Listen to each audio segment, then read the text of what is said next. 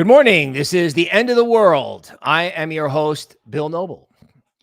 Today, we will discuss Bitcoin, why it is going down, what levels might hold, what levels haven't held, the general condition of my nervous system, which probably could be similar to the general condition of your nervous system, my apology letter to my customers.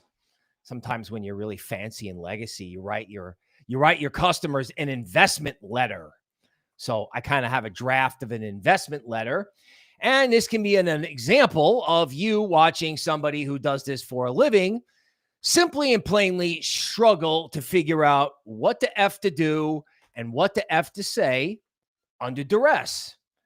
Because it doesn't get any worse than crypto being down only and you being constructive at 99, 94, and 90. So we had to print 81 to make sure everyone clearly understood. So I think we should begin with what the hell is happening. So what have we been listening to from me and other people all week? Right? Joe Mike, thank you, man. What have we been listening to? Okay. So first it was liquidity, right? Everybody just started saying the word liquidity. Oh, it's liquidity. All right.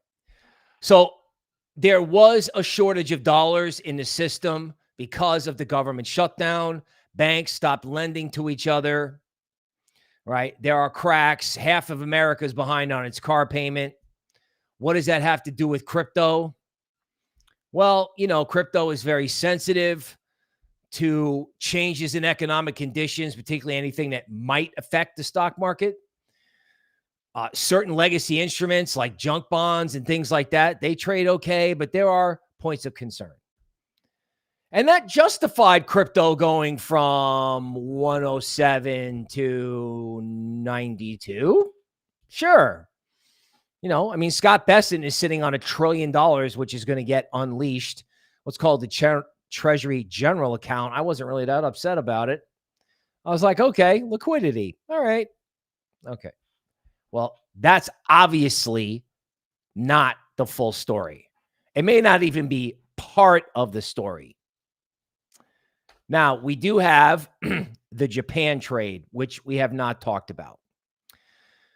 So the Japanese government bond market is kind of blowing up. They've never been financially responsible. They had a bubble burst in the 90s. They've been trying to print their way out of it, and now they're getting super hysterical in legacy, right? Japanese government bonds are down only. The Japanese yen is down only. Now, for me, I haven't been like, okay, let's get into the minutia of everything going on in Japan, because the Bitcoin white paper was written by Satoshi Nakamoto. And whoever that is, assuming it's not some notorious criminal, whoever that is, probably knew that one day the yen reckoning would come, or something like 2008 would come back. And everybody is currently worried. The entire speculative system worldwide, no joke, is run by people, borrowing the yen at low interest rates, selling it and converting it into a currency to go play in the casino, literally. So if interest rates rise over there or things get out of control, everyone gets really upset. And this happened in August of 2024, and Ethereum disappeared, and everyone got all upset, and you didn't hear from it again. You didn't hear about it again. And stonks really don't care about anything. Yes, there was a huge reversal. There was a huge reversal off Nvidia earnings, which we'll get to. But, I think we have to accept that this thing in Japan and the worry, along with the, liquidity situation and no Fed rate hikes, could be causing legacy fund managers to throw in a towel on Bitcoin, right? Everyone's like, oh, the institutions are coming. Yeah, okay. Well, The institutions might be leaving or hedging. Still, I don't know that explains down only. Matter of fact, I know it doesn't. It explained 124 to 99 or 90. That explained 124 to 90. Now, it's tough to keep the language in check, but what the F explains 94 to 81 overnight? Clearly not the irresponsible Japanese stimulus package. Clearly it's not that. So what is it? Well, I think it's got to be these digital asset treasury companies. It's got to be let's gang up on Michael Saylor. So let's review. Michael Saylor, he's running a computer company in 2020. Rates go to zero. He's like, I've been trying to run this computer company. F this. I'm buying Bitcoin. I'm going to buy Bitcoin every chance I get. I'm going to sell every financial instrument I can think to sell, including my own stock, to get the money to buy Bitcoin. All right. And basically, people were okay with that. Right. And he was the innovator. And then you had the second of the three I's, the imitator, and that was Metaplanet. Maybe a little bit of Tesla. He bought some Bitcoin, but really it was Metaplanet that was the imitator. Right. And I still think the Japanese central bank should go acquire Metaplanet, but that's a different conversation. So we had the innovator, Michael Saylor. You had the imitator in Metaplanet. And then you had the idiots, right? I'm going to buy a bunch of Bitcoin, or I'm going to buy a bunch of ETH, or I'm going to buy a bunch of whatever, put it on my balance sheet, and it's going to make my stock pump. Even though crypto wasn't moving, but these guys put crypto on their balance sheets and the stock pumped, and everyone did it, and the cringe was unbelievable. It's unbelievable, right? Everyone's going to be Michael Saylor, right? Wrong. So, big stock index company today, I think it's MSCI, that controls all the indexes that mutual funds are always trying to use or invest in, or fund managers are trying to beat the performance. They go, yeah, now that Bitcoin is going down, we've changed our mind that, you know what, if you've got more than half your company's assets in Bitcoin or in any financial instrument, yeah, you can't be in our index. Hurry. So sorry. So now all these indices are going to be dumping MicroStrategy, the stock, starting in January. And of course, as Bitcoin cascades lower, all of the digital asset treasury margin babies who borrowed money from Wall Street are being forced to liquidate their crypto to pay off the, loans from the loan sharks.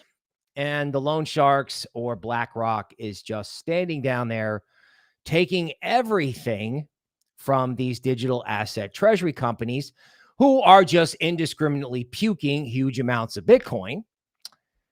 And then you mix all of this together with the fact that when Binance broke, the market makers broke because they were the ones who got hurt. So if you're a digital asset treasury company and you got to sell, I don't know, you got to sell $500 million worth of Bitcoin, guess what? We're not taking it from you. That's what market makers do. It's like, okay, yeah, we'll give you a bid and then we'll work it out. No. They're like, have a nice day. We're in no condition to be putting that on our balance sheet. Good luck. Call Coinbase and tell them to market sell it. And that's what's happening here. That's why you have ADK, and God only knows what kind of downside target crypto Twitter will have by the end of today. So that is what's happening. Side footnote, you have the Nvidia reversal yesterday. So Nvidia essentially confirmed two things. One, demand for GPU processing is very high. That will help Bitcoin miners. They will have to sell less Bitcoin. That should have been constructive, Well, it wasn't. Why? Well, we just went over why. Because you have forced selling from all the Michael Saylor imitators and idiots. Okay. However, you know, if Nvidia or the stock market gets caught with questionable accounting or anything like that, crypto could be running scared, but I still kind of like this AI trade. Everyone was worried that AI was a bubble. Sometimes I wonder with everyone with their $13 million Bitcoin target, whether or not, you know, crypto actually had the bubblicious characteristics, even though we never saw the level of FOMO from Bored Ape. But be that as it may, it's down only. The charts were broken. The charts were broken 2 weeks ago. And now it's just like, is there even any point in looking at them? To be honest, right? 99 was get out level number one. 94K was the cost of production for miners. A weekly close below 90 was like, end of cycle. And then, we can work through some of the new numbers because, like I said, I'm still working through it. So I might as well work it through with you. Some of the new numbers go like this. I think if there's a weekly close below 90, you can pretty much declare that Bitcoin is no longer the leader of the cryptocurrency market, or that we're just in a multi-month suck phase where it just, just stinks. In a best case scenario, right? It's just, yeah. Yes, somebody's asking me if this was a sheepdog moment. Unfortunately, the sheepdog moment was 2 weeks ago, and I feel terrible about it, right? Because there's always two sides to an analytical coin, right? And I'm just like, I'm not going to say get to the chopper when, 180 was the year-end target.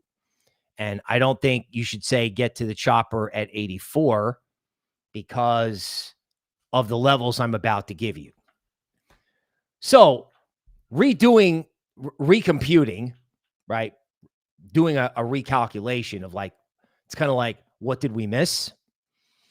Okay, well, we missed a lot of math, which I'm not going into, but we missed a lot of math showing that somewhere between 81 and 85 was a big deal and should have been the target if I had done get to the chopper when the failed rally at 107. So overnight, they actually did hit 81, 82, because I had this, this was on the back burner. I had something that spit out 82, and I'm like, oh, that's ridiculous. It's not, I'm not doing 82. So I had 82, and this is like the aggressive accumulation zone, which of course doesn't do you much good, right? Because you're wrecked. However, there are players out there that are probably going to want to take advantage of this. Do you know what I'm saying? Like, you have major give up trade going on here. Hysterical selling on this Japanese stimulus plan. Selling crypto on anything related to Japan has never worked. So why do it now? And I say doing it between 80 and 85 is double stupid. Now, Thanksgiving is coming up. So either on Thanksgiving, Bessent is either going to come out and get $300 billion out of the Treasury General account and inject it into financial markets, or we're going to watch this thing go down to Michael Saylor's average price, which is 75. Okay. Now, here's how I look at it. I think over-the-counter dealers like Coinbase and Kraken and Galaxy Digital will defend 79. So they'll let it pop below 80, but I don't know if it's in the interest of some of these larger players, which could include BlackRock, for the thing to go and stay below 80. So I think they will defend 79. They will defend it. Like, there's no crypto Fed, but, if all the big players in crypto got together, they've made themselves the crypto Fed before. They can't handle another FTX repeat. They can't. Or it's over. Like for 2 years. We'll see in 2 years. And that could be the end of Bitcoin, because everyone's going to go look at Zcash and go, wait a minute, there's no privacy feature on this dud. Now, that's obviously not how you want to look at Bitcoin, but I think they're going to defend 79. Now, on the upside, clearly anything above 90 would be glorious. Glorious. Glorious. Right? I mean, that a weekly close above 90, and we could probably all sleep again, figuring that the lows are in and that they could really turn this thing higher, because there are a lot of problems out there that can boost crypto. There are problems with banks. There are problems with fiat. Stocks are overvalued. You know, Bitcoin's the worst performing asset of the year, down like 30%. You know, value investors would love this thing. The privacy narrative is alive. There's a lot of reasons to like crypto, and there's a lot of things that can drive it up, really. And it only takes one when you've got a market like this that's that deeply oversold. I mean, when the last digital asset treasury company is liquidated, when the last guy's out, you know, this is forced selling. You can levitate higher on forced selling. Now, the Eagle King is reminding me that, you know, Bitcoin went to 76 earlier in the year. And that's why I think if you have a weekly close below 74, that not only is bull market over, but you're looking at Bitcoin winter. You're looking at Bitcoin like reforming a range at much lower levels, and then either the bid's going to go somewhere else or it's see in 2 years. Right? There has to be a level where someone says that, right? Like, it's really hard to be constructive, even if this is like the accumulation zone that I missed. So, but even that said, right? You know, even if you did grab it at these levels, you know, there are caveats about where you would add. In other words, you know, the bold trading plan is to buy sub 82 and only buy more if it reclaims. The first level is 82. The second level is 86. So even if you bought the dip, you know, if you bought it at 80 or you bought it, you know, at the lows, you know, you don't start really adding until you close above 82 or above 86. Joe Mama 7260 says crypto is fiat. I'm sure the crypto FUD will be out. I saw Peter Schiff's victory lap overnight. Okay, so continuing with the levels, right? Just so everybody knows what is going on, because I've literally been working this out all night. Okay, so 8081 structural support, right? It's kind of a hard floor with Coinbase and Galaxy Digital underneath that, I'm guessing. In the event of more selling, 75 is max pain. That's Michael Saylor's average price. You probably got a 20% chance of doing that. That's kind of a high number. If it's above 90K, you have a 74% chance that it's a V bottom. You're going to get a new high and a parabolic move. That's also kind of a big number. In other words, if you have sold everyone out of this market, and I mean everyone out, everyone bearish, everyone's like, oh, fear, greed, fear, greed, fear, greed. Let me tell you something. I watched this thing at 80. This was real fear, not some index based on an RSI, real fear at 80. And if you printed below 80, you know, people would lose it, which is why I think the big dealers, the crypto Fed, is going to be down there at 79. But last night on this yen stimulus package, you saw real fear. And, you know, about the 74K stop loss level, that's below the low of the year. And that's all she wrote. That's done. Right. Done as in see in 2 years. You know, if it's a weekly close below 90, I don't know how long it takes for the market to get its act together, but the market still maybe can get its act together. You close a weekly close below 74, we're done. Most likely it goes to privacy only. Privacy becomes the new NFT trade, where you have a mania in privacy the way you had a mania over there in NFTs last year. And you may have that anyway. Now, if you really want to hear something good, so if you're a trader, right, and you get 80, 81, and if you get a reclaim of 82 and 86, and you can hang on, if you did get the close back above 94, that would confirm the reversal, right? Like stabilization above 90 gives you a very good chance. Stabilization above 94 means new high and then some, because no matter what anybody says, if you look at crypto versus the yen, the dollar, the behavior of sovereigns, the valuation of AI, I mean, come on. Tau's down 10% this morning. You gotta be kidding me. Nobody will ever be able to buy the amount of Bitcoin that Michael Saylor has, right? And if the company is worth exactly as much as the Bitcoin that he holds, you know, all this selling in MicroStrategy is going to be priced in by the end of the year. And even if his stock is not the stock, I think you got to look at Metaplanet. I mean, the Japanese have done so much QE.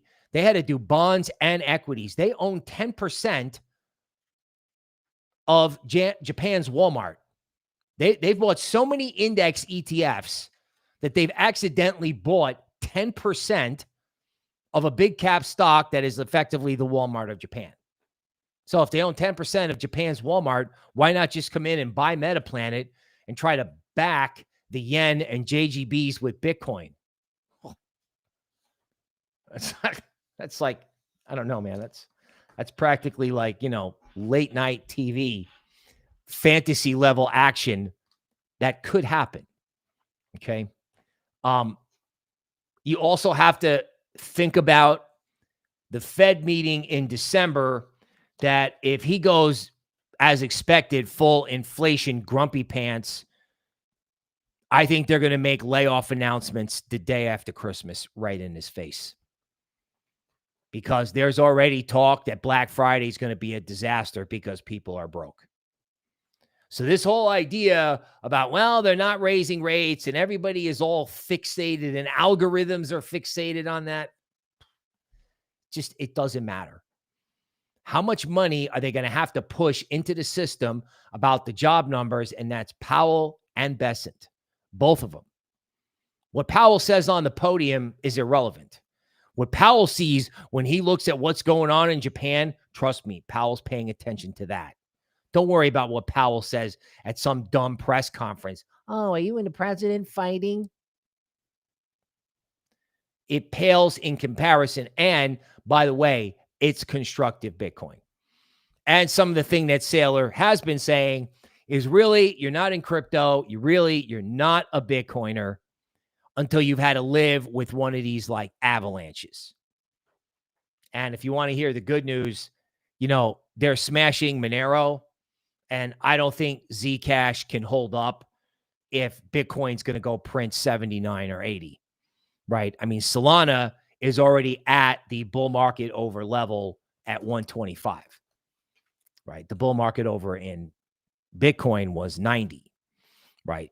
XRP trading at $1.91. I mean, some of this stuff has just gotten pushed off of a cliff. However, that does make it super cheap. And Monero, like, I'm dreaming about Monero like below 300. I don't even know if that can happen. Right. But I'm just dreaming about it, because the next alt season, cryptocurrency could become only cryptocurrency, which could include XRP. Right. In other words, if Bitcoin dies a painful death at the hands of the digital asset treasury nightmare, it all switches to privacy. I think it's going to switch to privacy anyway, honestly. All right. So let's review. Let's go through it. Because I know people join the stream. Sometimes the Eagle King said people join the stream after a half hour. So 80 to 81 is structural support. Wave it in if you got any money. $79K will be defended by over-the-counter dealers like Galaxy Digital and Kraken and Coinbase, because they know if it cracks 80, everyone's going to get hysterical. 75K is Max Payne, a 20% chance of getting there. That's Michael Saylor's average price. Tensor pumped from Simone Net, a super chat. We appreciate you, sir. 90K is the stabilization level. If somehow, some way, Bitcoin gets back above 90K on a closing basis, you have a 74% chance of a V bottom, a new high, and even a banana zone move into Christmas. Believe it or not. And then if you get above, close above 94K, and I would imagine like 90K and 74K, the stop point, those are weekly closings. 74 definitely is, right? So if you close below 74, you have winter, right? If you close above 94, you restart everything. Like that becomes a momentum buy at that point. But, you know, if you get back above 90K, the risk reward in the market starts to flip because short sellers have had every advantage. Short sellers have taken absolutely no heat. There has not been one bear market rally in this thing, not one, not for a day. You get these dips and then they bring it back, and dips and then bring it back. A little bit. So when you have down only, when down only ends, right? If they sell everybody out and you have a completely clean market, I can definitely see above 90 and 94 how you would get, you know, a monster reversal. So below 74, it's winter. Talk about something else on the show. Or we may have to talk about something else on the show if there's a weekly close below 90. It may take a while. I mean, this thing says that, you know, like November 27th to December 5th, you know, that's like the next window. And that I guess makes sense, right? In other words, you got to bank that they can get everybody out before Thanksgiving. Because you know what? If they don't, they'll do it over Thanksgiving. Markets love to do 25% moves over holidays. They love it. You know, 20% either way. So it's either at like 88 and then it winds up at 74 and it's over. Or, you know, somebody wakes up Besant and says, dude, you realize this could be the leading indicator of everything. And if Saylor comes unglued, I mean, you cannot have Michael Saylor's stock, Michael Saylor's bonds, Michael Saylor's preferred stock, and the Japanese government bond market all getting nuked at the same time. That would be bad because you've already got regional banks who are blowing up. 20% of the people let their credit cards go. 50% of auto loans defaulted on. There's TikTok videos showing like rows of houses in new developments, all owned by LLCs from like BlackRock and State Street. So every time somebody builds a new house, it just becomes a rental property automatically. There's no new supply. So people are priced out of everything. There's plenty of reasons to wake up and realize that your only way out of this, as the maximalists say, is Bitcoin or some form of cryptocurrency. Bitcoin is probably the easiest thing for people to understand. And to be honest, you know, if everyone in crypto is negative and everyone in crypto thinks it's over, it's a logical point for any new people or any equity market investors to step in. Because right now, I mean, the ETF puking and all these things that are happening are contributing to this whole down-only spiral.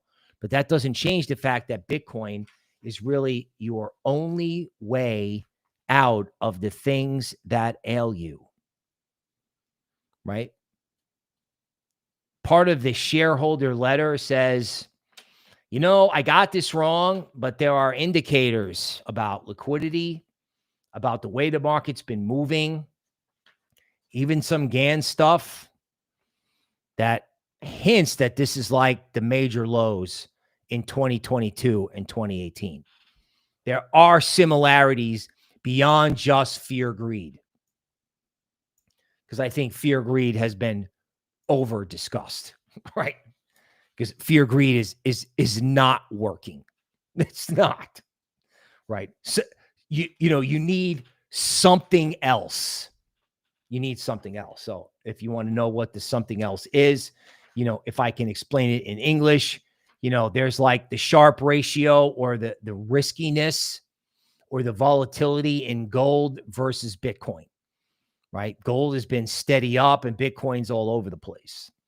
So when Bitcoin gets all over the place versus gold, when Bitcoin is highly volatile and gold calms down, Bitcoin can sometimes eventually calm down. And some very negative astro stuff, GAN stuff, could be out of the way. It could be, right? And you'll know because it'll get back above 90. So the market that people are not looking at, for an example, for Bitcoin is gold. Now, Peter Schiff will tell you that gold is going to leave Bitcoin in the dust in his victory lap over Saylor, and you're only up 17% over the last 5 years. Ha ha, you're an idiot. I continue to believe that when Michael Saylor becomes the villain, or when Michael Saylor is going to get liquidated, or everybody, which they're currently doing, is sitting around watching what meme is about to get posted on his Twitter. I mean, that thing with the Titanic. I mean, I knew I was effed when I saw that. I'm like, oh my God, dude, you are the Titanic, dude. You're not the guy that survives. You are the Titanic. It's like, Mike, rough night last night. The thing that's funny is most of the problems that are currently happening with Bitcoin, ironically, are Michael Saylor focused. Now, again, that can be a good thing because people might actually come back to why Michael Saylor is involved in Bitcoin to begin with, right? Now we're all worried, oh my God, is he going to get liquidated? Oh my God, are all the Michael Saylor wannabes going to get liquidated, right? That's what we're doing now, right? That's what crypto Twitter is doing. Tom Lee even had to come out and say, well, it's really about liquidity, right? First was ETH going to 10,000. And he's like, well, it's going down because of liquidity. No, Tom, it's because, you were the Michael Saylor of ETH. Arthur Hayes is, I think, or the Winklevoss twins. They're the Michael Saylors of Zcash, right? But everybody else is a moron imitator, right? So, Tom's not going to come out and say, well, if everybody didn't copy my strategy, we'd be fine. That's probably more like the truth. And this thing about liquidity can be solved. Because remember, I discussed this yesterday. In 2019, it took them like 20 days to release the amount of money that was built up in the Treasury General account after a shutdown. And that created a monster rally in Bitcoin from like, 3,000 or 4,000. First it hit 7 and everyone thought that was it. And then it went to 13. And that was back in the day when the bullish guys were so embarrassed about the decline that when I told them it was going to 13, they were like, no, I can only tell the media it's going to 7. I can't talk about 5 digits. I remember that. And then, of course, it exploded, right? The same thing can happen in this case because it is classic for both the Orange Man and Besson to get everybody leaning negative. I mean, I saw some really vehement, F you crypto president type of thing. It is very typical to get everybody leaning one way before they come back in the other direction. And also, I will note, and this is going to be everywhere. There is serious talk of the far left and the far right uniting against the middle, right? Like, I can't even mention their names, but, there it is out there that far left and far right may kiss and make up. And I got news for you. That could happen. And if it did, you'd have a problem that they could not reverse. So even if you're not keeping track of that, the crypto bro vote, these guys in Besson, are they really going to sit in the White House and watch the Japanese government bond market and the digital asset treasuries, by the way, of which, the orange man is involved in one, right? Are they going to let this thing just go? And I hope not. Because if this thing breaks on a major holiday like Thanksgiving, they will never get the crypto bro vote back. Never. Ever. I mean, that's how disgusted people are. I mean, I'm reading guys on Twitter like, I'm exhausted. I can't take it anymore. And I don't blame them. Like, I'm sitting here this morning. I was like, thank God I stayed up all night to get what I just read to you, because I had boo to say about, 81K, not just 81K, but 81K down only. There was no uptick overnight. None. Zero. I mean, this thing went from 90 to 80. So that's the market update. I didn't really make sense to read the full apology letter because I don't know that makes any sense, because I think if you do something like that, you wind up the reverse indicator of all time, right? I've been trying to be constructive because I just get this feeling that all of this forced liquidation is just, it's stupid.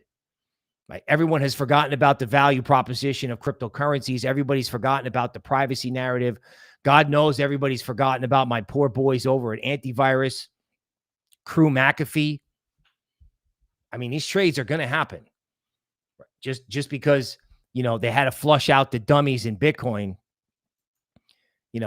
hopefully they don't do so and create, damage that they can't repair easily.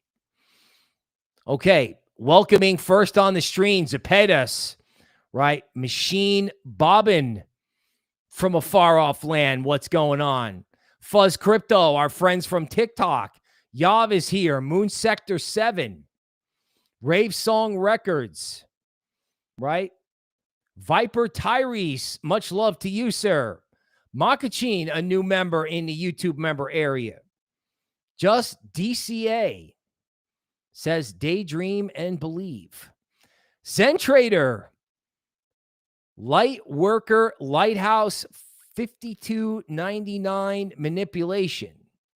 Good morning from Italy. Yeah, by the way, just in case you missed it earlier, the manipulation is that Wall Street and BlackRock want to get the digital asset treasury guys to puke it out. They have to puke it out so bad that Wall Street, who lent them the money to buy the crypto, can just come in and seize the crypto at massively discounted prices. Like, that's the real game. That's the game. It's got to be. Because, again, it's down only, right? You don't even know who's getting liquidated. Somebody is, because they're just market selling it. Yeah, you'll find out later. But that, clearly when they're after Michael Saylor, that's the game. Right? They're not just trying to manipulate it. They're trying to push guys like Michael Saylor out. They're trying to tarnish him, the company, his model.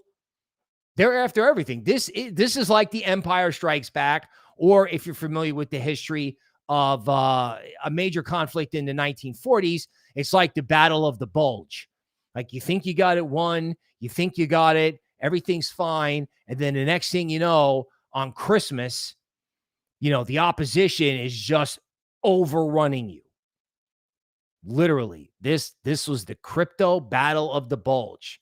We got it. Okay, whale sold, distributed to Michael Saylor. Great.